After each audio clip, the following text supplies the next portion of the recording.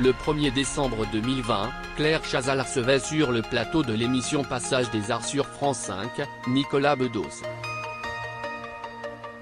Ils ont paru très intimes et très à l'aise dans leurs échanges. Le comédien, très à son aise, a évoqué les personnalités qu'il a connues dans sa vie et qui l'ont profondément marqué. Malheureusement, elles sont toutes décédées. Il était l'invité de Claire Chazal, l'ex-compagnon de Doria Tillier, était donc l'invité de Claire Chazal dans Passage des Arts sur la chaîne France 5. Celui qui par ses déclarations, s'était attiré les foudres du ministre en charge de la Santé, a bien voulu balayer les 20 dernières années de sa carrière et mettre en exergue les visages qui ont contribué à faire de lui l'homme qu'il est devenu. Dans cette catégorie, il y a bien évidemment son illustre papa, Guy Bedos.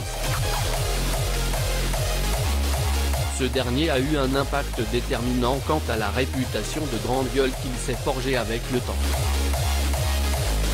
Il a également su s'inspirer de plusieurs écrivains et avocats et de leurs œuvres, à l'instar de Gisèle Halimi et Jean-Loup Dabadi.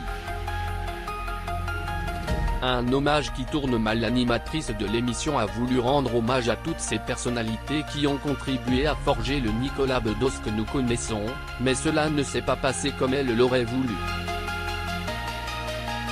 En effet, partant d'une bonne intention, l'animatrice a plutôt plongé l'acteur de 41 ans dans une profonde tristesse. Le problème en réalité est que toutes ces personnes à qui Claire Chazal a rendu hommage ne sont malheureusement plus de ce monde. Nicolas Bedos est entré dans une grande tristesse et l'animatrice de l'émission était visiblement gênée. Il lui a fait une drôle de proposition.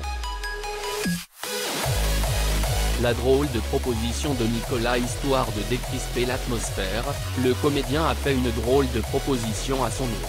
Est-ce qu'après, on pourra prendre de la drogue ensemble? L'animatrice Claire Chazal. Photo, Getty Images. Amusée, la présentatrice n'a pas voulu entrer dans ce jeu et a répondu par la négative, sous fond d'humour.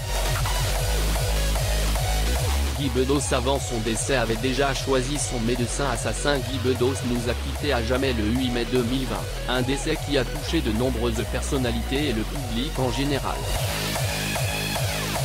Retour sur les faits.